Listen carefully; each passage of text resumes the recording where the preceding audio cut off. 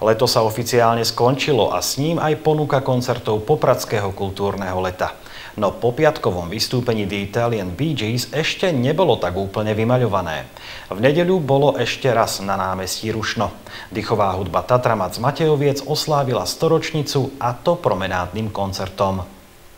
Tam pod Tatrami, slovenskej zemi, strhol sa tambor preveliký. Dýchová hudba Tatramat Matejovce je tu medzi nami už 100 rokov. V tomto roku si tak jej aktuálni členovia pripomínajú okrúhle výročie.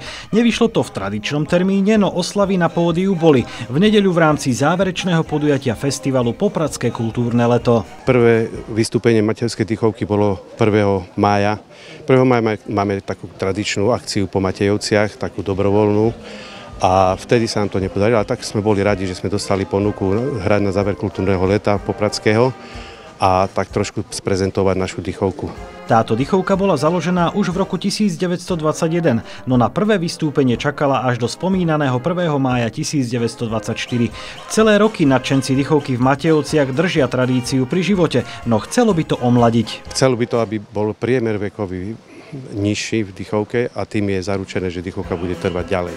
Keďže sa nám to veľmi nedarí a príliv nových hráčov je taký sporadický, skôr by som povedal, je trošku obáva, čo ďalej bude s dýchovkou, ale snažíme sa tak, kým vládzeme, že by dýchovka išla aj ďalej.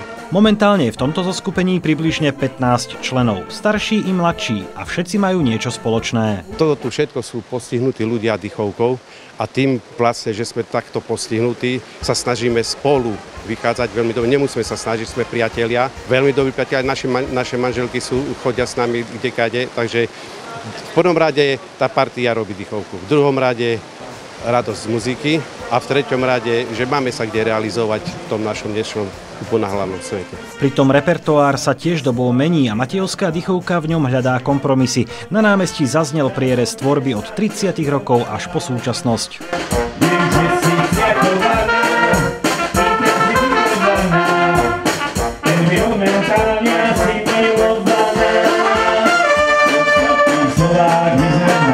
Dýchovka už nemôže hrávať ten tradičný dýchovkársky repertoár.